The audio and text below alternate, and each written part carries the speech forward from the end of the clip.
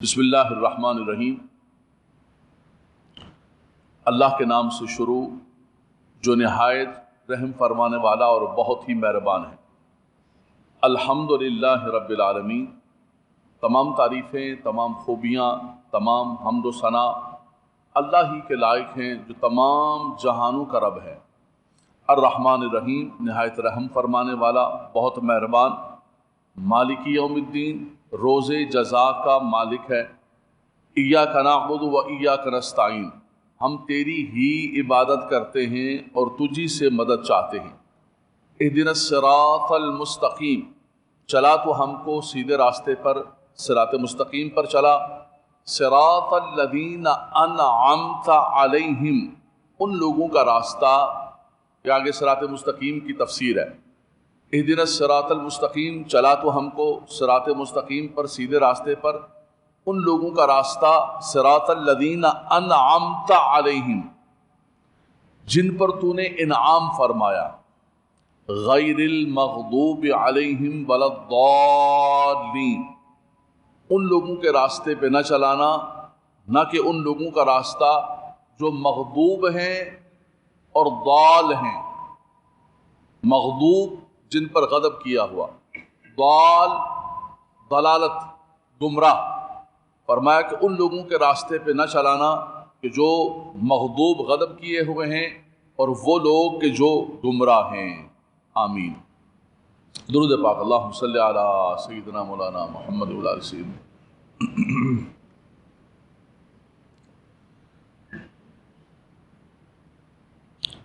سورت کو سورت الدعا بھی کہا جاتا ہے، سورت الحمد بھی کہا جاتا ہے۔ اس کا آغاز اللہ تبارک و تعالیٰ کی حمد و ثنا کے ساتھ ہوا، اور اللہ تبارک و تعالیٰ کی حمد گویا کہ یہ ایک شکر کا کلمہ بھی ہے۔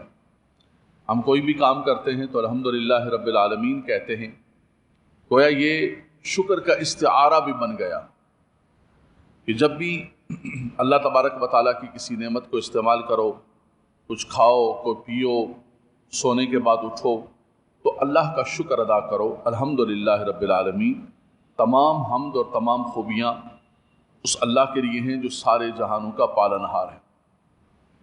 رب تبارک و تعالیٰ کے کئی نام ہیں، صفاتی نام ہیں۔ قُلِ ادعوا اللَّهَ بِدُّ الرَّحْمَٰنِ أَيَّمَّا تَدْعُوا فَلَهُ الْأَسْمَاءُ الْحُسْنَىٰ وَلِلَّهِ الْأَسْمَاءُ الْحُسْنَىٰ فَادْعُوهُ بِهَا۔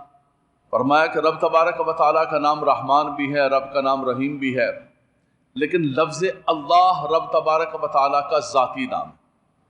للہ رب العالمین، یہ للہ کی صفت بن رہی ہے۔ فرمایا کہ وہ اللہ جو سارے عالمین کا پالنہار ہے۔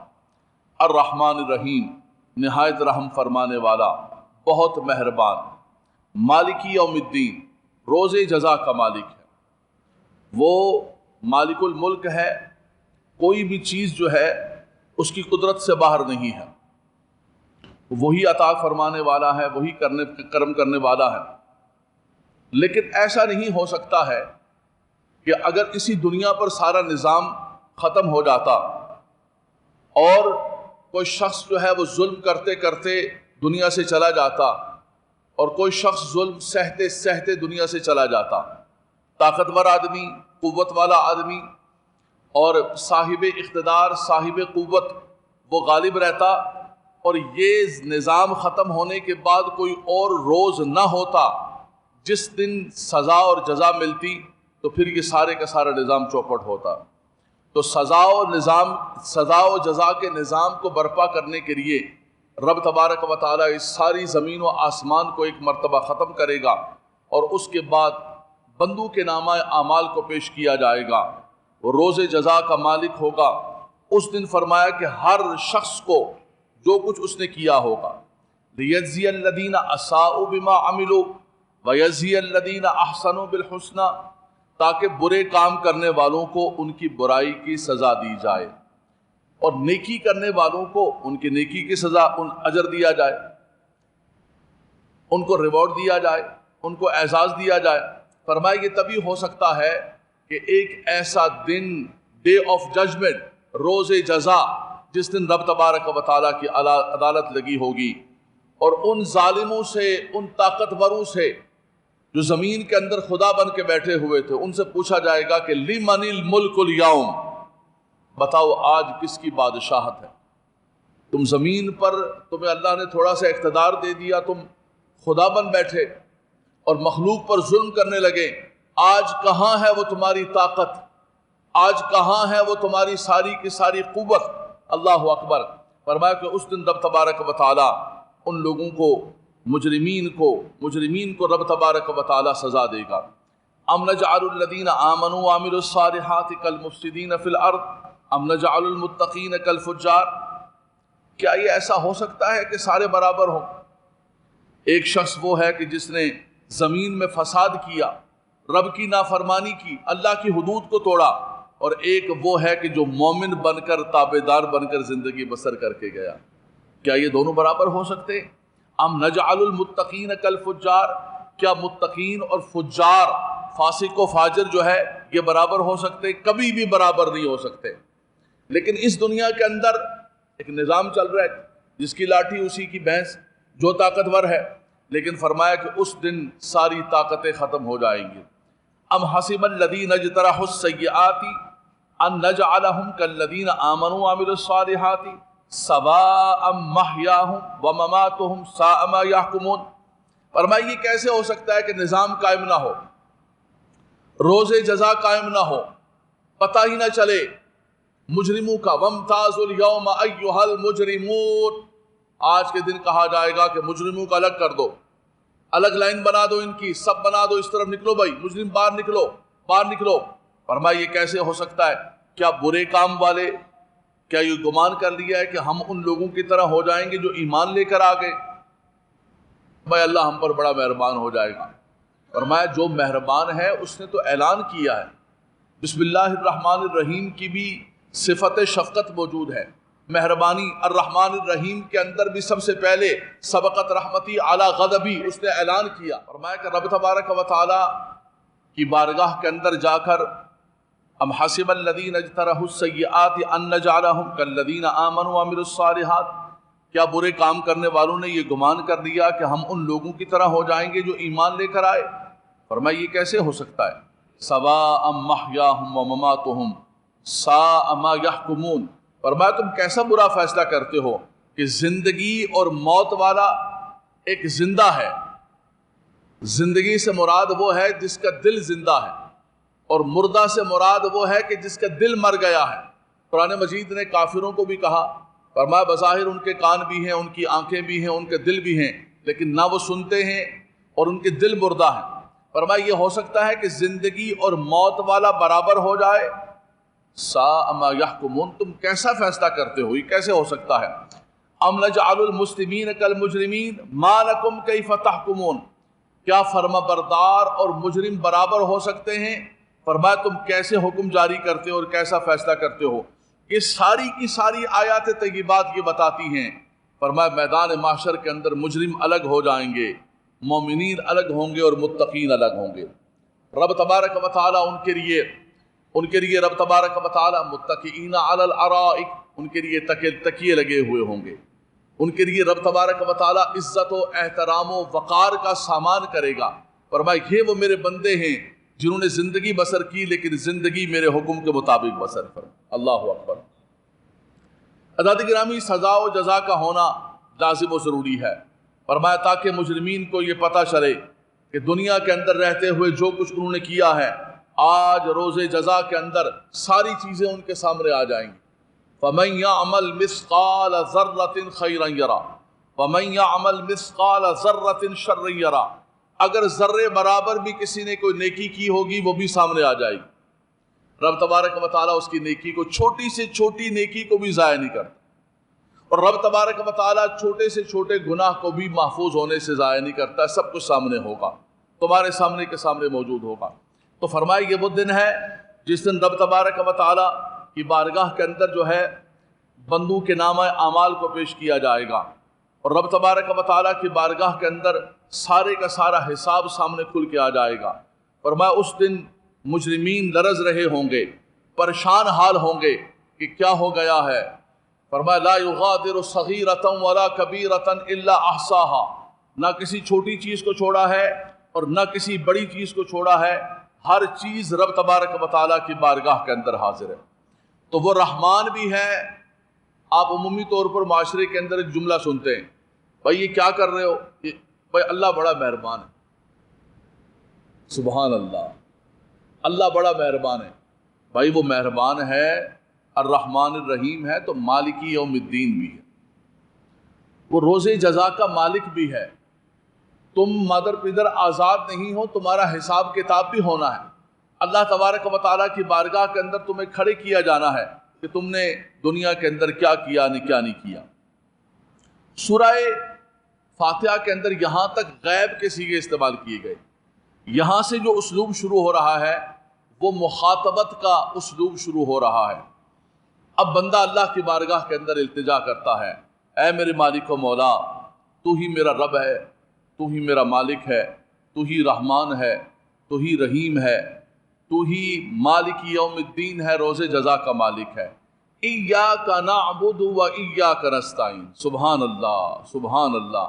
اے خدایا، میں اپنی ہر چیز تیری بارگاہ کے اندر پیش کرتا ہوں، میرا سب کچھ تیرا ہے، تیری ہی عبادت کرتا ہوں، تجھی سے مدد چاہتا ہوں۔ اللہ تبارک و تعالیٰ کے سوا کسی کی بھی عبادت نہیں ہے۔ سجدہ صرف خدائے وحدہ لا شریک کی بارگاہ کے اندر ہے۔ اب یہاں پر کاف کی ضمیر کو ایاکا کو مقدم کیا گیا ہے اور اس سے حصر کا فائدہ لیا ہے کہ رب تبارک و تعالیٰ کی ہی عبادت ہے اور رب تبارک و تعالیٰ کی ہی مدد ہے۔ عبادت کے لائق بھی اللہ تبارک و تعالیٰ، اسی کی عبادت، ہم تیری ہی عبادت کرتے ہیں۔ اور وَإِيَّاكَ نَسْتَعِينُ، نستعین یہ عون سے بنا ہے، اس کے بعد تعلیل ہوئی ہے۔ عون کہتے ہیں مدد کو، اسی کی جمع ہے آوان، مددگار، انصار و آوان۔ اللہ اکبر۔ فرمایا کہ ہم تیری ہی عبادت کرتے ہیں، ہم تجھی سے مدد کرتے ہیں۔ یہ جملہ مقدم کر کے ایک بہت بڑا رب تبارک و تعالیٰ کی بارگاہ کے اندر بندہ یہ اعلان کرتا ہے کہ قل ان صلاتی و نسکی و محیای و مماتی للہ رب العالمین لا شریک لہ وبذالک امرت وانا اول المسلمین۔ خدایا میری نماز، میری قربانی، میرا مرنا، میرا جینا، میری زندگی، میرا سارا کچھ خدایا سب کچھ تیری بارگاہ کے اندر حاضر ہے، میں تیری ہی عبادت کرتا ہوں۔ ایاک نعبد و ایاک نستعین، اور میں تجھی سے مدد کرتا ہوں۔ عبادت بھی رب تبارک و تعالیٰ کی بارگاہ میں اور مدد بھی رب تبارک و تعالیٰ کی بارگاہ کے اندر۔ حقیقی مددگار بھی وہ ہے، اگر وہ نہ چاہے تو کوئی بھی مدد نہیں کر سکتا ہے۔ ہم ڈاکٹر کے پاس جاتے ہیں، ڈاکٹر صاحب میں بیمار ہو گیا، مجھے آپ جو ہے وہ دوائی دے دیں، فرمایا رب تبارک و تعالیٰ نہ چاہے تو اس ڈاکٹر کی دوائی کے اندر بھی شفا نہیں مل سکتی۔ شفا دینے والی ذات کس کی ہے؟ وَإِذَا مَرِضْتُ فَهُوَ يَشْفِينِ۔ جب میں بیمار ہوتا ہوں، حضرت ابراہیم علیہ السلام اللہ کے خلیل اللہ کی بارگاہ کے اندر التجا کرتے، وَإِذَا مَرِضْتُ فَهُوَ يَشْفِينِ، جب میں بیمار ہوتا ہوں تو وہی مجھے شفا عطا فرماتا ہے۔ اللہ اکبر۔ فرمایا کہ انسان کے پاس ہتھیار موجود ہیں، سپاہی موجود ہیں، لیکن فرمایا کہ اگر اس کی مدد نہ ہو تو انسان کامیاب نہیں ہو سکتا ہے۔ انسان کے پاس فصلیں موجود ہیں، لیکن اس کی مدد نہ ہو تو چھوٹے چھوٹے کیڑے آ کر فصلوں کو کھا کے چلے جائیں گے۔ میری فصل، واہ واہ واہ واہ واہ، کھڑے ہو کے کہتا ہے کیا خوبصورت میری فصل ہے۔ نہیں نہیں نہیں، میری فصل نہیں ہے، ماشاء اللہ لا قوت الا باللہ۔ فرمایا تجھے پتہ بھی نہیں چلے گا، ٹڈی دل چھوٹے چھوٹے کیڑے آئیں گے اور تیری فصل کو آ کر ختم کر کے چلے جائیں گے۔ تو فرمایا دوا موجود ہوتی ہے، ہتھیار موجود ہوتے ہیں، فصلیں موجود ہوتے ہیں، لیکن جب تک اللہ تبارک و تعالیٰ کی مدد نہ ہو تو نہ شفا ملتی ہے، نہ دشمنوں پر غلبہ ملتا ہے، اور نہ ہی انسان کو فصلوں سے فائدہ ملتا ہے۔ فرمایا زمین و آسمان کی تمام حاجات کو پورا کرنے والا مالک و مولا ہے، اسی کی بارگاہ کے اندر رجوع کیا جائے، اسی سے مانگا جائے۔ اللہ کے نبی صلی اللہ علیہ وسلم نے فرمایا کہ جب تم مدد طلب کرو تو رب تبارک و تعالیٰ سے مدد کرو۔ وَإِذَا اسْتَعْذَنْتَ فَاسْتَعِنْ بِاللَّهِ، فرمایا کہ جب مدد طلب کرنا چاہو تو رب تبارک و تعالیٰ سے مدد کرو، وہی حقیقی مددگار ہے۔ فرمایا کہ کسی کے پاؤں کا تسمہ نہیں ہے، اس کو تسمہ چاہیے ہے، جس کو جو چاہیے ہے وہ اپنے مالک و مولا سے مانگے، اس لیے کہ عطا کرنے والی ذات اسی کی ہے۔ قل اللہم مالک الملک تؤتی الملک من تشاء تنزع الملک ممن تشاء تعز من تشاء تذل من تشاء بیدک الخیر انک علی کل شیء قدیر۔ خدایا عزتیں ساری تیرے پاس ہیں، ذلتیں ساری تیری پاس ہیں، تو جس کو چاہے عزتیں عطا فرما دے، سارے دنیا والے مل کر بھی اس کی عزتوں کو روکنا چاہیں تو جس کو چاہے ذلیل کر دے، سارے دنیا والے مل کر بھی اس کو عزتیں دینا چاہیں تو عزتیں نہیں مل سکتی ہیں۔ عزت و ذلت سب تیرے دست قدرت میں، اس لیے کہ انک علی کل شیء قدیر، تو ہر چیز پر قدرت کاملہ رکھتا ہے، تو ہر چیز پر قدرت کاملہ رکھتا ہے۔ اللہ اکبر، اللہ اکبر۔ تو ایک بالکل جو متن ہے قرآن کا ظاہر و باہر متن جو ہے وہ ہے ایاک نعبد و ایاک نستعین۔ ہم عبادت بھی اللہ تبارک و تعالیٰ کی کرتے ہیں، اے خدایا تیری ہی عبادت کرتے ہیں، و ایاک نستعین دونوں کے اندر کاف مقدم کیا گیا ہے، اور تجھی سے مدد چاہتے ہیں۔ عبادت کا مستحق ہمارا معبود بھی رب تبارک و تعالیٰ اور ہمارا مستعان بھی رب تبارک و تعالیٰ۔ واللہ المستعان علی ما تصفون، سبحان اللہ۔ اور میں اسی مستعان کی جس سے مدد کی جائے، اسی کی ساری صفتیں ہیں اور اسی کا سارا کچھ ہے۔ عزیزان گرامی، یہاں جلدی سے میں گزارش کروں گا، عبادت کہتے ہیں غایت التعظیم کو، میں نے گزشتہ درس کے اندر بھی ذکر کیا۔ استعانت کے حوالے سے ایک بات یاد رکھ لیجئے گا کہ یہ میں نے آپ کو قرآن کا متن سنا دیا، باہر تک لوگ بیٹھے ہوئے، اوپر منزل کے اندر بھی بیٹھے ہوئے، یہ قرآن کا واضح متن سنا دیا، ایاک نعبد و ایاک نستعین، ہم تیری ہی عبادت کرتے ہیں اور تجھی سے مدد چاہتے ہیں۔ عبادت کس کی ہے؟ عبادت کس کی ہے؟ اللہ کے سوا کسی کو سجدہ، اللہ کے سوا کسی کو سجدہ نہیں کرنا ہے۔ سجدہ صرف سجدہ تعظیمی بھی حرام ہے شریعت محمدیہ کے اندر۔ سجدہ صرف کس کے لیے ہے؟ خدا وحدہ لا شریک۔ ہم تجھی سے مدد مانگتے ہیں، مدد کرنے والی مددگار اللہ تبارک و تعالیٰ کی ذات ہے۔ کون مدد کرتا ہے؟ ہمیں روزی کون دیتا ہے؟ ہمیں نعمتیں کون عطا کرتا ہے؟ ہماری فصلوں کو بارشیں کون عطا کرتا ہے؟ اس کے اندر کوئی دو رائے نہیں ہے، اس کے اندر امت کا کوئی اختلاف نہیں ہے۔ بات صرف اتنی سی ہے، ایک ہے مدد مانگنا۔ اب دوستوں نے کہا کہ دیکھو تم کہتے ہو ایاک نعبد و ایاک نستعین، ہم تیری ہی عبادت کرتے ہیں، تجھ سے مدد مانگتے ہیں، تم تو نبیوں سے بھی مدد مانگتے ہو، تم تو یا رسول اللہ کہتے ہو، تم تو اولیاء اللہ سے بھی مدد مانگتے ہو۔ ہم نے کہا بنیادی بات یہ ہے کہ اگر فساد کو، جھگڑے کو، فتنے کو اور امت کے اختلاف کو ختم کرنا چاہتے ہو تو پیار محبت سے سن لو، اور اگر فرقہ واریت کو ہوا دینی ہے اور فرقہ واریت کو بیچنا ہے، کچھ لوگ ہوتے ہیں وہ دین کو سکھانے کے لیے تقریر کرتے ہیں، کچھ لوگ وہ ہوتے ہیں جو فتنہ پروری کر کے اور اس کے بعد فساد پھیلا کے، فرقہ واریت کو پھیلا کر جو ہے وہ چیزوں کو خراب کرنا چاہتے ہیں۔ تو اگر بالکل قرآن سامنے کھلا ہوا ہے، وَاعْتَصِمُوا بِحَبْلِ اللَّهِ جَمِيعًا وَلَا تَفَرَّقُوا، اللہ اکبر، اگر قرآن ذیشان سے برکتیں اور رحمتیں لینا چاہتے ہو اور قرآن سے برکتیں لینا چاہتے ہو تو قرآن ہمارے سامنے کھلا ہوا ہے۔ حضرت ذوالقرنین، یسألونک عن ذی القرنین، ان کے 3 سفر کا ذکر ہے سورہ کاف کے اندر۔ چلتے چلتے وہ ایک مقام پر پہنچے اور لوگوں نے کہا کہ یہاں سے یاجوج ماجوج آتے ہیں اور آ کر ہماری فصلوں کو تباہ کر دیتے ہیں۔ آپ جو ہے ذوالقرنین سے گزارش کی کہ آپ ہمارے اور ان کے درمیان کو سد بنا دیں، کوئی بڑا سا سد بنا دیں، رکاوٹ بنا دیں کہ وہ نہ آ سکے ہماری طرف۔ آپ نے فرمایا ٹھیک ہے میں بنا دوں گا، مجھے اللہ نے بڑی قوتیں عطا فرمائی۔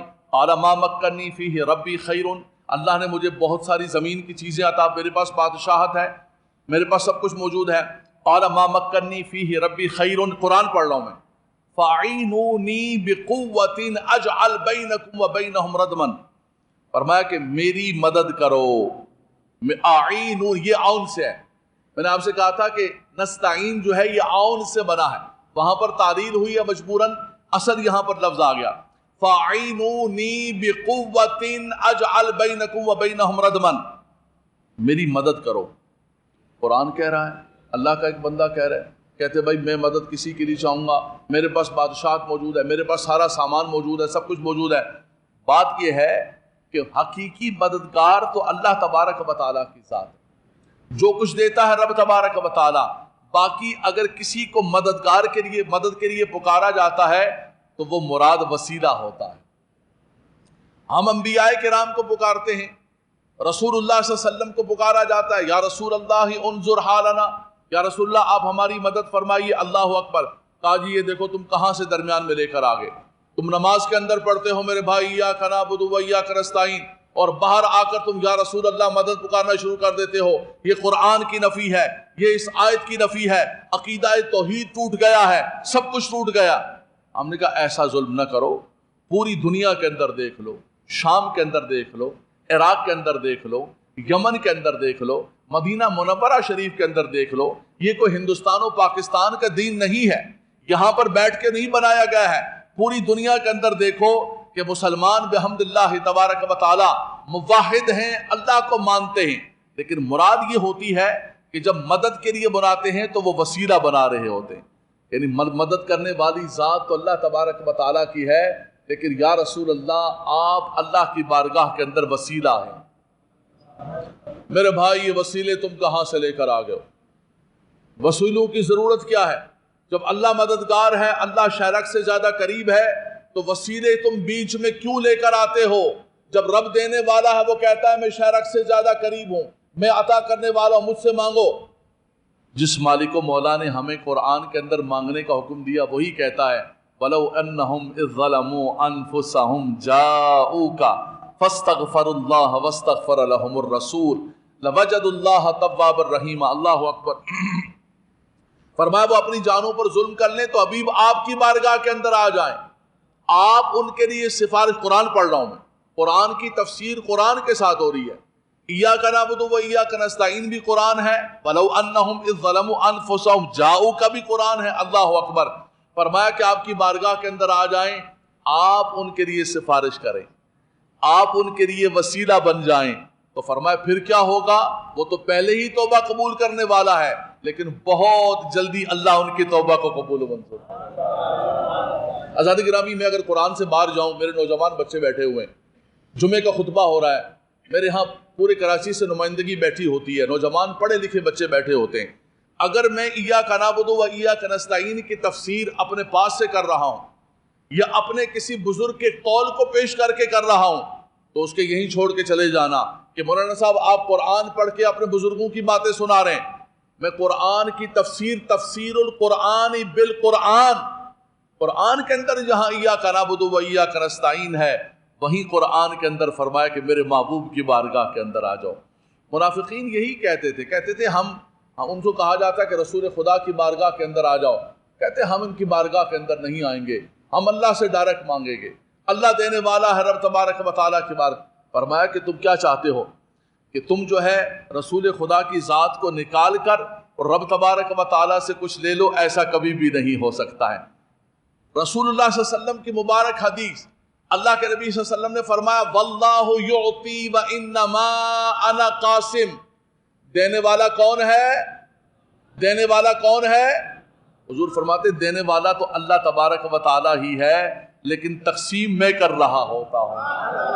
میرے امام نے کہا کہ لا ورب العرش، جس کو جو ملا ان سے ملا، اس لیے کہ بڑھتی ہیں کونین میں نعمت رسول اللہ. دیکھیں یہ عقیدے کی بنیاد ہے، اور عقیدے پر سارا سٹرکچر موجود ہے، عقیدے پر ہی سارا نظام موجود ہے. اگر عقیدہ خراب ہو گیا تو سب کچھ خراب ہو گیا. فرمایا دینے والی ذات اللہ تبارک و تعالیٰ کی ہے، لیکن رب تبارک و تعالیٰ تبھی عطا فرماتا ہے جب رب تبارک و تعالیٰ کے حبیب کا وسیلہ ہو.